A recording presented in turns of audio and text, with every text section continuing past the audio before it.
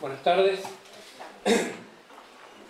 Bueno, la idea era venir a hablar o generar un cierto debate sobre las creencias. Recién cuando llegaba escuché la parte final de la exposición del doctor Grigorini y algunas discusiones con respecto a las creencias, donde escuché que alguien decía, porque nosotros los que no creemos, y en realidad todos creemos en cosas diferentes, no hay una no creencia.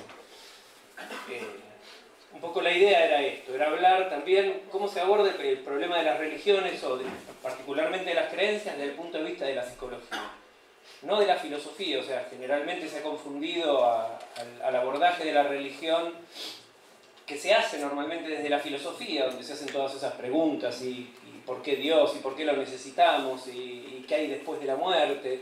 O sea, una serie de preguntas que tienen que ver sobre la trascendencia del hombre están siempre estudiadas desde el punto de vista de la filosofía. La idea era traer una imagen de, bueno, ¿qué es lo que hace la psicología con respecto a la religión? De hecho, desde el punto de vista de la psicología es bastante novedoso con respecto al estudio de las religiones y es bastante escueto. O sea, en realidad se inició en el año, a principios del siglo XIX, con algunos trabajos de James y más adelante tuvo algunas explicaciones desde las corrientes clásicas de la psicología, como el psicoanálisis, ¿sí? Que a mediados del siglo pasado lo vinculaba a una serie de teorizaciones que tenían que ver sobre cómo funcionaba la mente. Entonces, en base a esas creencias sobre el funcionamiento de la mente, desarrollaban una idea de la religión, o la religión tenía que ver con el nombre del Padre. Era una teorización particular. Hoy, 50 años después, tenemos una visión diferente. La psicología ha evolucionado, la psicología, vamos a ver ahora, o por lo menos los que hacemos psicología queremos considerarla una ciencia básica. El objetivo de la psicología es tratar de explicar y predecir el comportamiento. Y lógicamente es tratar de constantemente ir teniendo un pensamiento crítico sobre nuestras propias creencias de cómo funciona la mente, ¿sí? Lamentablemente es un campo muy fértil también para los dogmas la psicología. Muchos psicólogos se vuelven dogmáticos, terminan creyendo que lo que creen es la verdad, lo transforman en una verdad absoluta y lo defienden aún más allá de las evidencias que demuestran que no se puede sostener. Bien. Yo traje dos frases interesantes. Una era la de Feuerbach, ¿sí? Desde el materialismo, planteó una idea muy interesante, que era que el hombre concibe a Dios como fuente de satisfacción de deseos y necesidades, proyecta lo mejor de sí mismo y luego se aliena de él. Es la base sobre la cual después Marx habla de la alienación económica o material, pero era una alienación espiritual. Era lo que se llamó la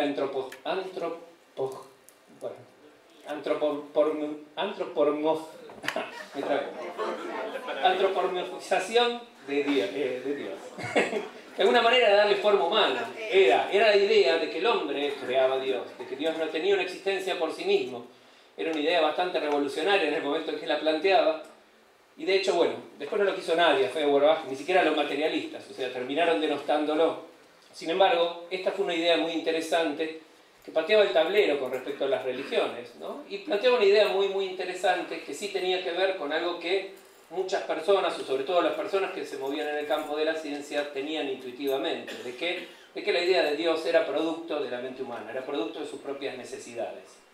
De la misma manera, mucho después, Jethro Tull, en su disco Aqualung, en sus mandamientos pone: en el comienzo el hombre creó a Dios y le dio poder sobre todas las cosas, lo que de alguna manera seguía reflejando ese mismo pensamiento. Bien, ¿qué es la religión?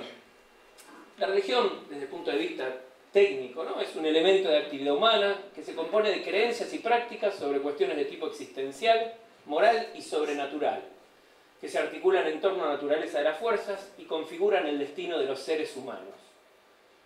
Nosotros hablamos de religiones para hacer referencia a formas específicas de este fenómeno religioso que comparten los diferentes grupos humanos. Hace referencia tanto a lo que creemos como a las prácticas que nosotros tenemos. De hecho, configura un conjunto de creencias, ¿sí? El próximo, por favor. Bien.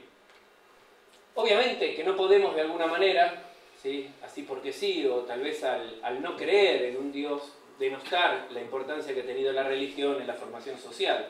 Sabemos que la religión de alguna manera ha servido, para algunos mal, para otros bien, pero que ha tenido un valor con respecto a establecer normas morales o de alguna manera controlar el orden social o de alguna manera responder preguntas que los seres humanos tenemos con respecto a muchas cosas. O sea, uno de los problemas fundamentales de la gente es cuando va al consultorio, por ejemplo, un psicólogo, no le interesa demasiado al principio cómo hacer para curarse, sino que su pregunta clásica es ¿por qué me pasa esto? Todos estamos permanentemente buscando las causas de las cosas. Hay un principio de causalidad natural en el pensamiento humano que hace que necesitemos respuestas, que vivir sin respuestas con respecto a algo nos haga demasiado mal o nos produzca una sensación de ansiedad o de angustia. De hecho, cuando nosotros no proveemos información responsable, la gente la llena con lo que le parece. Y tiene derecho, porque tiene derecho a calmar esa angustia que le produce la falta de respuestas o la falta de explicación a las cosas que le pasan. Bueno, en ese sentido la religión aparece como una pieza fundamental en la ordenación moral, fija lo que estaba bien o lo que estaba mal. Recién han hablado de eso extensamente. Esta relación puede ser vista, como decía recién, beneficiosa o perjudicial según cómo ha evolucionado esa acomodación. Algunas personas la consideran terriblemente nociva. Ahora, fue lo que hubo. No sabemos qué hubiera pasado si eso no hubiera estado. No había otra forma alternativa de ordenamiento que no fuera coercitiva en su inicio. Se supone que al principio debían ser coercitivas, suponiendo que el carácter humano, la sociedad humana ha venido desarrollándose. ¿Qué quiere decir? Que nuestra capacidad social o nuestra capacidad de convivir no estaba predeterminada al origen de la humanidad, sino que en un principio no había nada. Existen teorías que hablan sobre esa evolución social, lo que indicaría cómo, paulatinamente, podemos empezar a desprendernos de esos conceptos morales, o sea, de esos órdenes morales que se basan sobre todo en creencias y no en explicaciones o evidencias reales de las cosas. Obviamente, una cuestión particular que nos caracteriza ahora es el rápido acceso a la información. Tenemos tanto acceso a la información que podemos tomar decisiones mucho más rápido y podemos criticar. Durante años, las religiones mantuvieron control o fijaron las morales o ordenaron socialmente a la población basándose casi exclusivamente en el manejo y el control de la información. Hoy, en la medida en que podemos accederlo, podemos criticar, podemos encontrar evidencias, ¿sí? También tenemos que tener mucho cuidado porque hay mucha información.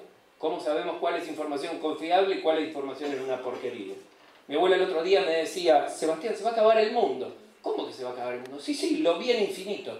¿Cómo? ¿No? Esa falacia de la autoridad, de creyendo que porque sale la televisión o porque está escrito en un libro, es autoridad o es cierto. ¿Sí?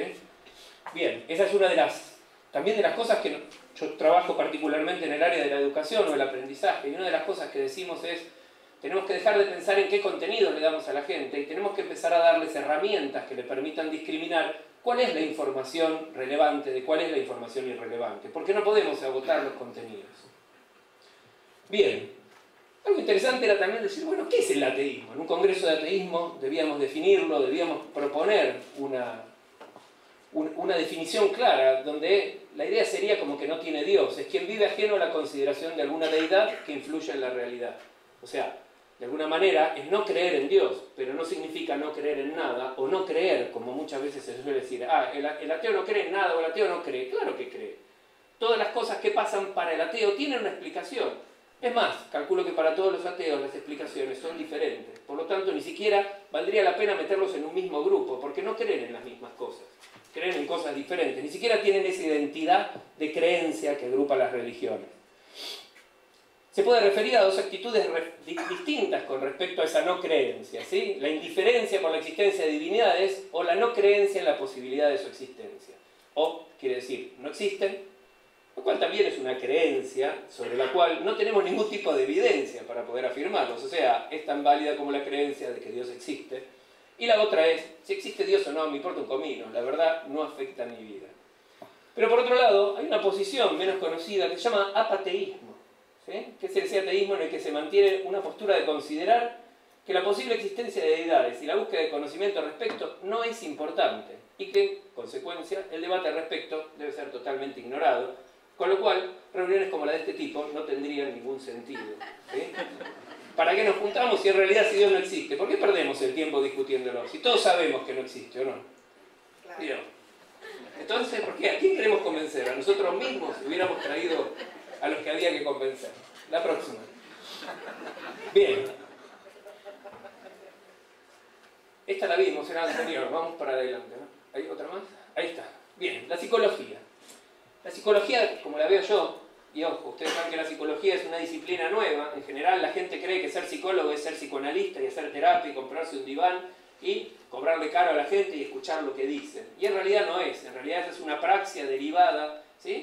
Derivada de teorías que tienen más de 100 años, que obviamente hoy se sabe que no funciona de esa manera. Son teorías, tanto el conductismo como el psicoanálisis, que suponen que el comportamiento humano es una función de aquellas cosas que nos pasan a partir del momento en que nacemos. Hoy en día tenemos evidencias, ¿sí?, de que en realidad el comportamiento humano, incluyendo la personalidad, es una expresión fenotípica, ¿sí?, que tiene que ver, como es una reacción particular de un organismo, de una posibilidad biológica frente a diferentes ambientes particulares. Sabemos que somos de determinada manera, no por lo que nos hizo nuestra mamá cuando éramos chicos, o porque nos golpeaban en la escuela, o no somos de una determinada manera, bueno, porque el padre y el abuelo eran así, sino que es una combinatoria de todas esas cosas. Tener depresión o tener ansiedad forma parte de una predisposición biológica y genética y la activación de ciertos factores ambientales. Por lo tanto, en la medida en que tenemos evidencia de eso, no podemos seguir pensando que ciertas teorías siguen siendo verdaderas para poder explicar el comportamiento humano. En tanto que se considera que la creencia religiosa es un fenómeno o un estado mental, la psicología ha tratado durante años de encontrar explicaciones racionales para ello, ¿sí?, tratando de explicar cómo funciona ese fenómeno o cómo se da. E inclusive existe una rama que se llama psicología de la religión. Algunos creen o de alguna manera afirman o se enrolan en esta corriente. De hecho, en la Argentina es prácticamente desconocida, no se enseña en las universidades ni forma parte de proyectos de investigación. Sin embargo, a nivel internacional existen algunos esfuerzos sistemáticos por ello. Trata sobre los factores de la conducta, su mente y sus operaciones, tal como se manifiestan en esta conducta religiosa, en el hecho de creer más allá de la evidencia. Creo que más que una psicología de la religión sería una psicología del fanatismo, ¿sí? Explica, o trata de explicar, por qué un pueblo determinado prohija determinadas ideas religiosas mediante el estudio de necesidades naturales, ambiente e inclinaciones. O sea, considerar a la religión como una necesidad también, como una necesidad cultural de los pueblos. ¿La otra? Bien. Entonces, trata de verla desde una mirada psicológica. Lógicamente, como ustedes saben, lo que yo dije de la psicología recién, de lo que yo consideraba, es una opinión personal. De hecho, el 90% de mis colegas se centrarían gustosos en una discusión al respecto de esto. O sea, no es la verdad, es una posición particular, es mi idea sobre la psicología. Por lo tanto, cada mirada de la psicología y las diferentes teorías tratan de explicar este fenómeno religioso desde su propia concepción del comportamiento. Ahora sí, no tenemos que confundirla con la psicología religiosa, ¿sí?, que es la orientación psicológica de la religiosidad, que son teorías vinculadas al counseling o aquellas cosas pseudocientíficas, ¿sí? Bien, analiza asociaciones con la biología, con los modelos de personalidad, los procesos de maduración, los procesos cognitivos, preguntándose por las motivaciones que nos impulsan a adherir a la religión. O sea, preguntándonos, bueno, pero ¿por qué tenemos esa necesidad de creer? ¿Qué es lo que nos lleva a creer de esa manera? Y presenta dos grandes líneas, básicamente. Una que tiene que ver con el desarrollo, ¿sí?, o sea, con el nacimiento, la consolidación y la evolución de esa religiosidad, y otra que tiene que ver con las relaciones entre la religiosidad y la maduración psicológica. Hay un modelo muy particular que dice que la religión es una manera o una herramienta de afrontar el estrés, ¿sí?, que creer en algo es una manera de evadir o de afrontar determinados problemas. Hay mucha gente que dice, y si Dios quiere, nos va a salir, y vamos a ver, Dios proveerá. O sea, mucha gente acepta de muy buena gana, ¿no?, y se queda tranquilo también con la idea de que, bueno, y ya veremos, Dios dirá, en realidad el destino está escrito, en realidad no depende de mí, sino que depende de otra cosa.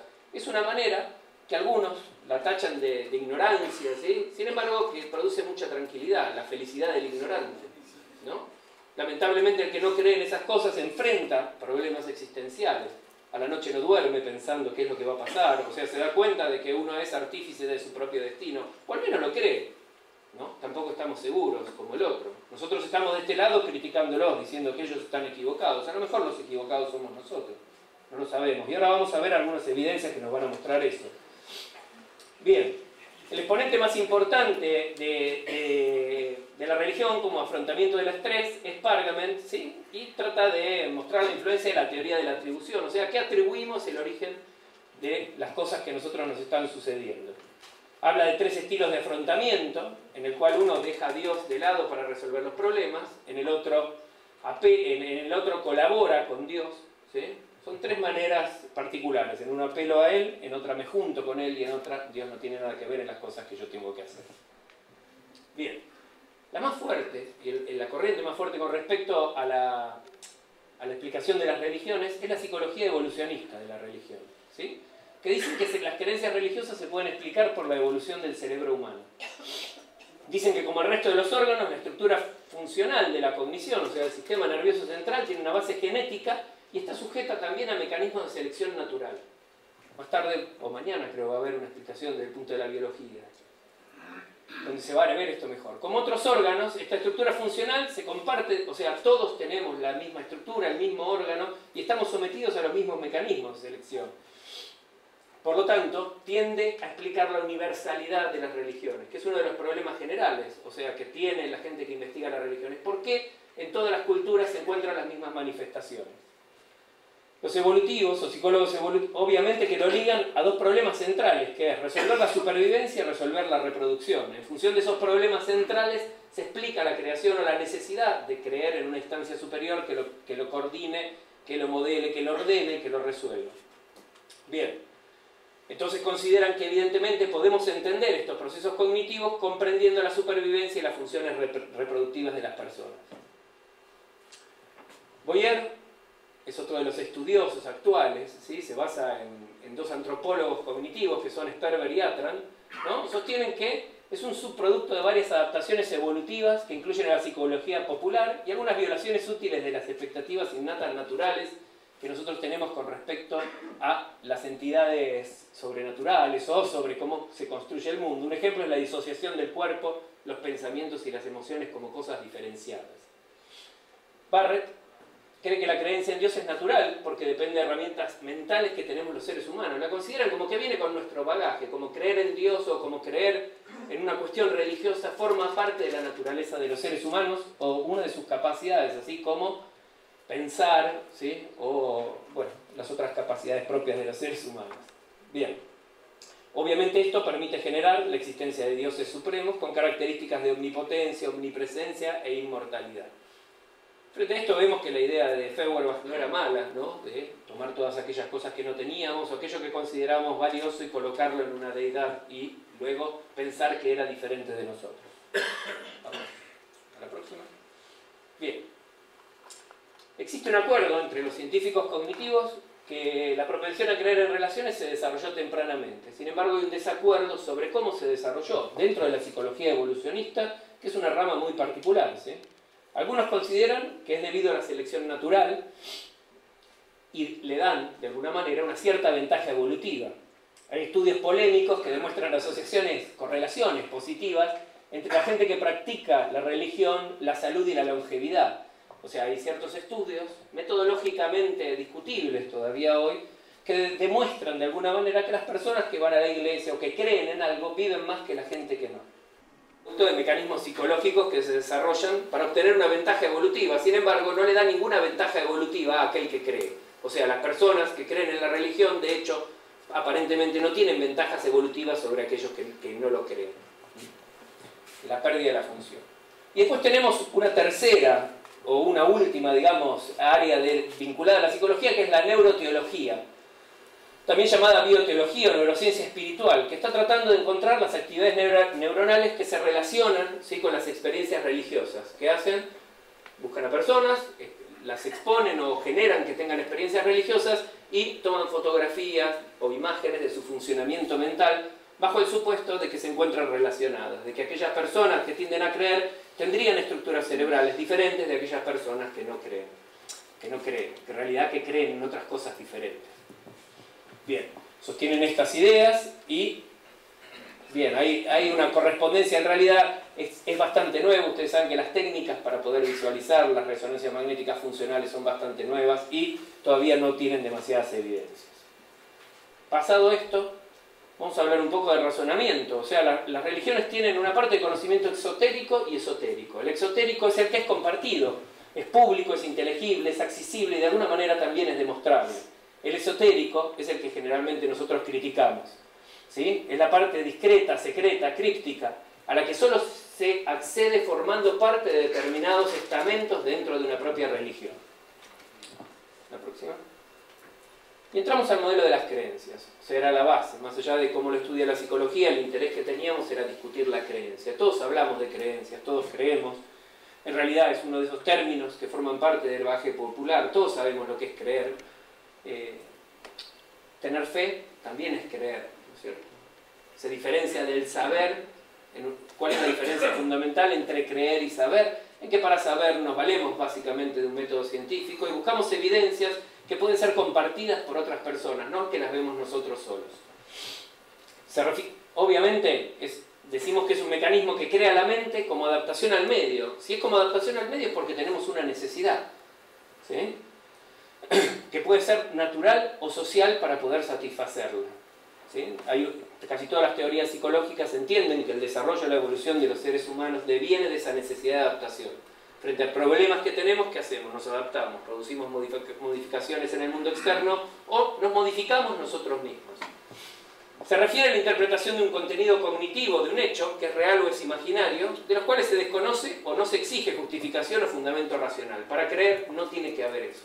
Es como todos dicen, una cuestión de fe. La creencia entonces es fundamento de un conocimiento como verdad o como pauta de acción, como moral. Bien. Lógicamente, un conjunto de creencias, ¿sí? Lo que una serie de personas comparten, se constituye en lo que nosotros llamamos un dogma, ¿sí? O sea, genera una moral necesaria para poder sostener al grupo y para todas esas creencias que son compartidas. Vamos a ir un poco más rápido. Bien, las creencias pueden tener o no bases empíricas. Ahora, hay un grupo particular de creencias, que son las creencias religiosas, ¿sí? Se basan en dogmas. No se basan en otro tipo de cosas. ¿Por qué? ¿Qué sé yo? Yo puedo creer que mi vecino le mete los cuernos a la mujer y no es una creencia religiosa, no está vinculado a un dogma, sino que está vinculado con una percepción particular que puede no ser compartida por los demás y por lo tanto puede ser verdadera o no. En este caso hay dogmas y por lo tanto no tienen base empírica, lo que las hace opuestas a la ciencia, que en realidad se construye en base a datos obtenidos mediante métodos experimentales o cálculos que son muy precisos y que nos hacen creer que esa es la verdad. Sin embargo, yo recién comentaba con algunos y decía, hace 20 años, cuando yo estudiaba psicología, estábamos convencidos que las teorías que explicaban el comportamiento humano eran la verdad y eran bárbaras. Hoy, 20 años después, las denostamos y decimos, es una porquería. ¿Cómo creíamos eso? Sin embargo, hace 20 años estábamos convencidos e inclusive lo considerábamos conocimiento válido porque era científico. Sin embargo, 20 años después descubrimos que no era tampoco. O sea, lo que muestra lo endeble, que es el tema de las creencias, y lo endeble que es la diferencia entre una creencia real y un conocimiento científico. Muchas veces tratamos de separarlos casi artificialmente y de convencernos de que el conocimiento científico tiene ese valor de verdad casi absoluta, y sin embargo es muy relativo. Por lo tanto, tenemos que tener también mucho cuidado, porque si no, podemos terminar siendo una especie de religión científica también, de lo cual creo que va a hablar después Fernando. ¿No? ¿No era de eso? Bien. En esto estábamos planteando un poco lo que decía. Creer que Dios no existe también implica una creencia. O sea, una creencia por negación. Implica creer en otras cosas. De alguna forma es una formación, una afirmación. De alguna forma tampoco constamos o no tenemos evidencias científicas o empíricas de su no existencia. Sino que lo que hacemos desde el punto de vista científico es refutar aquellos intentos sistemáticos de las religiones por demostrar que sus creencias tienen valor científico. ¿Sí? Bien. La ciencia no ha conseguido encontrar esas evidencias que nieguen de forma concluyente la existencia de Dios. Sin embargo, refutó, como decía recién, de manera sistemática cada uno de esos intentos que proveen evidencias científicas. O sea, la religión trata permanentemente de convencer generando cuestiones científicas, que terminan siendo peores. ¿Por qué? Porque son tan manipuladas, tan poco transparentes, que hacen que dudemos mucho de sus intenciones y que cada día creamos menos en ellas. La próxima. Bien, la necesidad de las creencias religiosas. Volviendo a la idea de que una creencia es un modelo creado por la mente como adaptación al medio para satisfacer una necesidad, cabe preguntarnos, ¿cuál es la necesidad de creer en un ente o una instancia de orden superior, omnipotente, omnipresente e inmortal? ¿Por qué necesitamos creer en la existencia más allá de la muerte? ¿Por qué necesitamos creer en Dios? ¿Sí? Tal vez nosotros no, pero tal vez los seres humanos sí. ¿Por qué existe esa necesidad? ¿De dónde viene esa necesidad? ¿Sí? Bien, era una de las preguntas interesantes, es una de las preguntas que se hace en la psicología. O sea, ¿por qué? Nuevamente, es lo que muestra lo mismo que yo digo, es ¿por qué? ¿Por qué? Porque buscamos permanentemente explicaciones para todo. ¿Por qué? Inclusive desde alguna teoría psicológica como el efecto Zeigarnik, se lo llamó efecto Zeigarnik, de que no podemos dejar cosas abiertas, de que tenemos que tener una explicación para todo. Y cuando no hay una explicación científica, ¿qué mejor que una buena explicación sobrenatural? ¿Qué mejor que ovnis, fantasmas, religiones o cosas que son sencillas de explicar y que nos permiten de alguna manera controlar también a través del misterio y del temor en los demás? La causalidad. Entonces, para entender la necesidad de las creencias religiosas tenemos que entender la necesidad humana de la causalidad. La causalidad en la filosofía parte del hecho de que todo suceso se origina por una causa. Ahora la filosofía lo que hace es rescatarlo de una realidad, del funcionamiento natural de los seres humanos, de la lógica de su mente humana, ¿sí? De la lógica que Piaget, a pesar de que sus teorías sobre la construcción de las estructuras intelectuales ha sido falsada actualmente, lo que él observaba sobre las características lógico-matemáticas del procesamiento de la información humana, o sea, es decir, de qué manera yo organizo la información que entra del medio, siguen siendo reales. O sea, organizamos de una manera lógica la información, de acuerdo a reglas y principios lógicos que asumen básicamente que todo suceso se origina por una causa. De ello deriva la necesidad de la mente humana de explicar o encontrar causas para todo y cada uno de los eventos. Él dice, en algo tal vez algo complejo, que la deducción causal equivale a fusionar la modificación física o lo que pasa con los objetos con la transformación operativa, que es lo que yo hago con eso que estoy viendo adentro de mi cabeza, subordinando lo real, o sea, lo que está ahí, a lo posible. Lo posible es lo que yo puedo imaginar como cosas que podrían suceder, y a conferir a las generalizaciones de las relaciones legales reales un carácter de necesidad o de probabilidad en función de esa subordinación. Una idea interesante que de alguna manera justifica la necesidad que tenemos de encontrar causas absolutamente para todo y, básicamente, de generar creencias de manera permanente y constante. Y generarlas es mucho más fácil sin esfuerzo. O sea, generar un conocimiento científico requiere mucho tiempo, mucha sistematicidad, mucho dinero, ¿sí? Y mucha paciencia. En cambio, generar una creencia no requiere absolutamente de nada, es automático. Y a mí se me ocurrió. ¿Y por qué no? Tiene que demostrarme lo contrario, ¿sí? Ese es el trabajo también del científico. La próxima. Necesitamos causas, explicaciones para situaciones que continúan inexplicadas por la ciencia o en las cuales no creemos demasiado. La simplicidad que implica considerar que la voluntad de Dios es explicación suficiente, utilizada por las religiones para abordar problemas complejos como la vida, la muerte, la moral, es más fácil de aceptar que la duda, ¿sí? La duda es lo intolerable, la duda es lo que genera ansiedad, la duda es lo que genera nerviosismo, la duda es lo que genera malestar en las personas. El creer que no hay nada, ¿cuántas personas consiguen? Si alguien mira las religiones, la mayoría de ellas son teístas, con excepto de 2 o 3. Sin embargo, todas ellas plantean que hay algo más allá después de la muerte.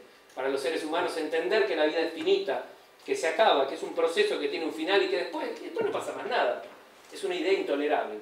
Por eso constantemente también encontramos una explicación interesante de por qué crear religiones. No tanto por el Dios, sino porque de alguna manera me permiten creer que si yo hago las cosas bien en esta vida, en la próxima que va a venir, que nadie sabe cómo es, con seguridad también me va a ir bien. Bien, también es sencillo suponer que las cosas malas nos pasan no porque hacemos mal las cosas, sino porque alguien así lo quiso, es poner los locus de control de forma externa.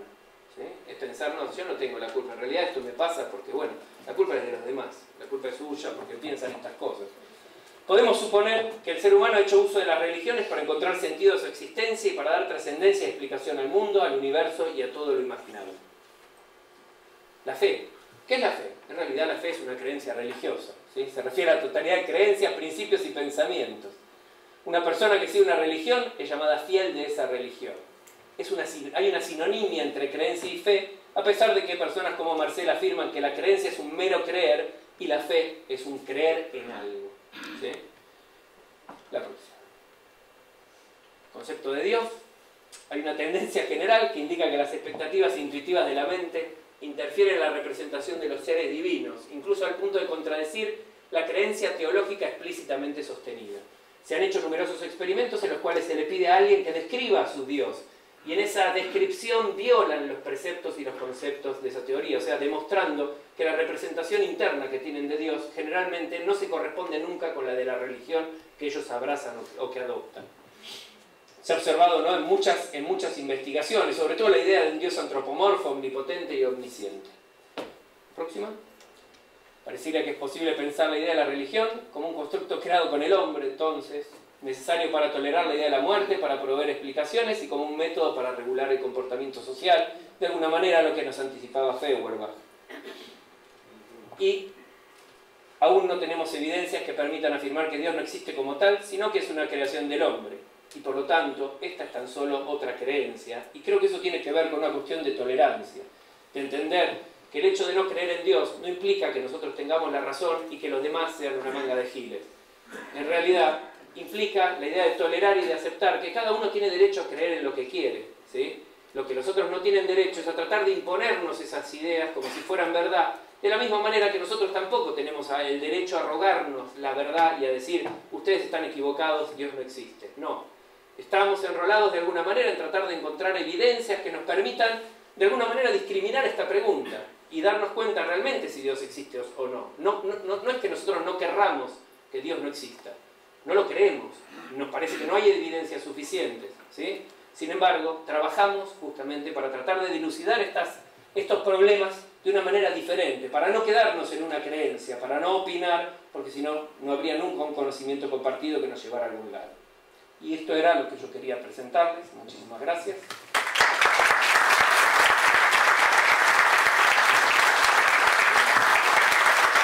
Modalidad, pasamos a las preguntas. Sí, yo quisiera que se me pueda explicar por qué razón una persona, como en mi caso, fui durante 50 años sumamente creyente, practicante y demás. Y después me desprendí y hoy soy tan feliz. ¿No era feliz? 50 años infeliz, ¿eh? Sí, porque vivía soltándole todo, algo que no veía, toda mi responsabilidad. Y cuando me ayudaba, cuando yo creía que me ayudaba, ¡ay, gracias, qué felicidad! Y cuando no sentía que no me ayudaba, ¡ay, no me ayuda, qué mala que hice, que esto, que lo otro! Hoy en día soy feliz porque tengo mi mente mucho más abierta. La pregunta es, ¿qué cambió? Psicológicamente, ¿cambió la mente mía? No, lo que cambia es lo que se llama un sistema de creencias. Todos los seres humanos tenemos adentro nuestro un sistema de creencias que es un almacén donde colocamos lo bueno, lo malo, lo feo, lo lindo, y que generalmente se adquiere, según algunas explicaciones bastante actuales, en función de la gente que nos rodea, de la educación, de los padres, del medio que tenemos. Es aquel que nos indica, de alguna manera, qué tenemos que considerar bueno o malo, ¿sí? Es como de la misma manera que las ideas de la discriminación. Hay gente que dice, no, los negros son malos, los negros, y uno le pregunta por qué, y no lo saben. En realidad son cuestiones que son aprendidas en función de un contexto sin demasiada explicación. Ahora, como dice Jerry Fodor, el sistema de creencias es un sistema que tiene dos características particulares, que son el isotropismo y el quinianismo. Quiere decir que cualquier elemento del sistema permite validar nuevos conocimientos y que a su vez un nuevo conocimiento puede cambiar la totalidad de ese sistema. Entonces, en determinado momento de la vida se dan algún tipo de situaciones que contradicen de plano con alguna de estas creencias que nosotros a las cuales hemos adherido sin ningún tipo de razonamiento y cuestionamiento, sino porque Dios existe, nunca me planteé por qué. El día que yo empiezo a plantearme realmente su existencia y concibo que no, se produce una modificación en todo ese sistema de creencias. O sea, las razones y las relaciones de las cosas empiezan a mudar y por lo tanto el sentido que le da la vida o el marco que uno tiene para interpretarlo varía. Y esa es una explicación psicológica, digamos, de por qué se producen esos cambios. Perdón. Tenemos... Cuando hablaste de psicología religiosa, nombraste counseling. Y si lo puedes desarrollar un poquitito.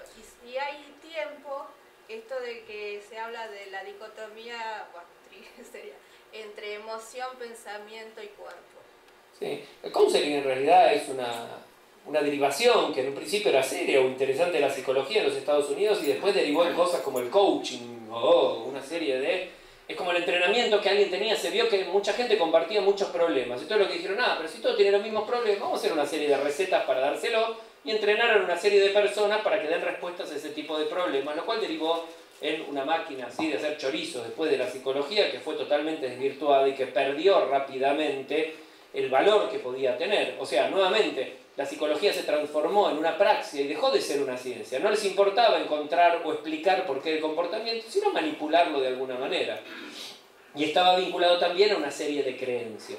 Por eso se lo vincula esto de las cosas...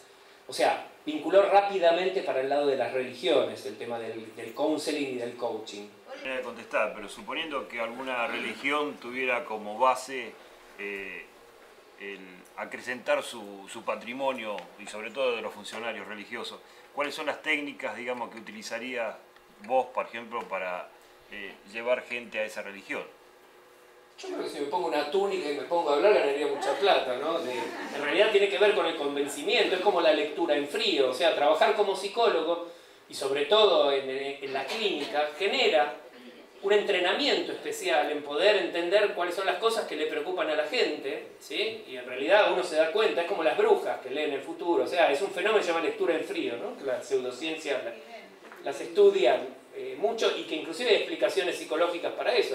De hecho, es apelar a las necesidades básicas de la gente. De alguna forma, yo creo que la religión que mejor se ha adaptado es la evangelista. O sea, han bajado las necesidades puntuales y reales y concretas de las personas y por eso tienen gran cantidad de adeptos. ¿Por qué? Porque proponen soluciones concretas a las cosas que a ellos les pasan. Obviamente que son soluciones, ¿sí?, parciales y particulares, pero yo creo que si quisiera ganar dinero iría por ahí. A mí la verdad que me hace un poco de ruido la frase que vos dejás ahí como conclusión. Para eso la dejaste seguramente. Digamos, para los que, como yo, creemos que la religión en todo caso es una superstición evolucionada.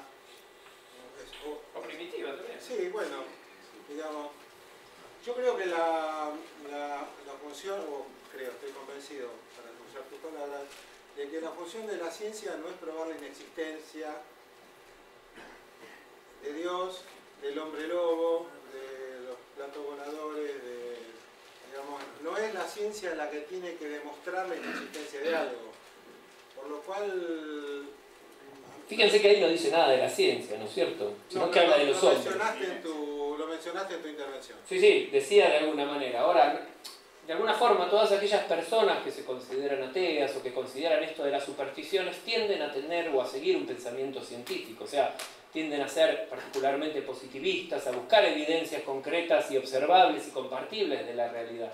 De alguna manera se los identifica con cierta cientificidad, ¿sí?, aunque también se va para el otro lado. A lo que yo iba es que lo que usted está convencido forma también otra creencia, de la cual, digamos, ¿cuál es la evidencia que usted tiene de que su pensamiento es el correcto? ¿Qué es lo que diferencia su creencia de la creencia de alguien que dice que Dios existe? ¿Por qué su pensamiento de alguna manera es mejor que el del otro? No, yo no digo que sea mejor. Ajá. Sobre todo la tolerancia, el aprender a vivir con todos los demás. Y era plantear el tema de, señores, no es nuestra tarea. Nosotros no tenemos que probar nada, nosotros no tenemos que discutir nada, y nosotros tampoco tenemos que aceptar que Dios existe porque a alguien se le ocurre que Dios existe. Tal vez me sentaría a discutir el día que traigan evidencias de que existe. Mientras tanto hagan lo que les parece. O sea, no me molestan en tanto y en cuanto no se metan conmigo, no se metan con mi forma de vida. Podemos sentarnos a discutir todo lo que ustedes quieran, pero en realidad creo que no vale la pena el esfuerzo de refutar esas cosas. A veces sí, porque tiene un valor social. Cuando, por ejemplo, sale una teoría de los niños índigo y empiezan a segregar chicos en las escuelas, yo tengo que salir desde la universidad a hablar y a decir, muchachos, esto es mentira, y estoy saliendo a refutarlo. ¿Por qué? Porque ciertas religiones o ciertas pseudociencias tienen efectos sobre la comunidad que yo considero equivocados. A lo mejor me equivoco, pero a veces sí salgo a pelear contra eso. Entonces, a veces sí y a veces no. Lo que pasa es que me siento un poco molesto con la frase esta. Yo también. Es una suerte que la hayas puesto. En cierta forma la frase es correcta.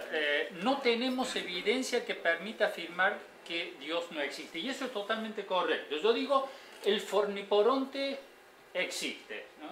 Y nadie me puede presentar evidencia que el forniporonte no exista porque yo no digo que es un forniporonte. Entonces, si no, nunca va a haber evidencia de que el forniporonte no existe. Ahora, yo te pregunto, ahora viene mi pregunta. No quiero hacer una conferencia paralela, quiero hacer una pregunta genuina. Te pregunto, ¿no te parece que sí es evidencia cuando la imagen que hay de Dios y que proponen las iglesias abrahámicas, el cristianismo, por ejemplo, cuando esa imagen de Dios está en clara y evidente contradicción con conocimientos científicos? Eso para vos no sería una evidencia secundaria, no directa, pero una evidencia secundaria. Una evidencia real de que en la iglesia hay un montón de cosas que resultan contradictorias, pero que de manera general no niegan la existencia de Dios. O sea, con respecto a la esencia de lo que es el ateísmo, ¿no? O a la negación de la existencia de un Dios. Es entender, porque todos, de alguna manera, hasta la iglesia misma creo que está tomando esa posición de decir, bueno, somos humanos, también nos equivocamos, o sea, no la tenemos atada. A veces las cosas nos salen mal y a medida que vamos viendo, es como en el modelo de la Catos, ¿no? Los tipos van generando hipótesis ad hoc que permiten de alguna manera evitar la falsación del núcleo duro. O sea, es como una constante. Pero todavía no se ha llegado a esa falsación del núcleo duro. O sea, los tipos son hábiles, vamos a plantearlo en estos términos. Bueno, pero esa habilidad es contraria al dogma. Es contrario, sí. Sí, yo creo que sí. Y eso es lo que nos está haciendo. Y la pausa. Lo que le dejo una alternativa para festejar algo distinto el 25 de diciembre, que es mi cumpleaños.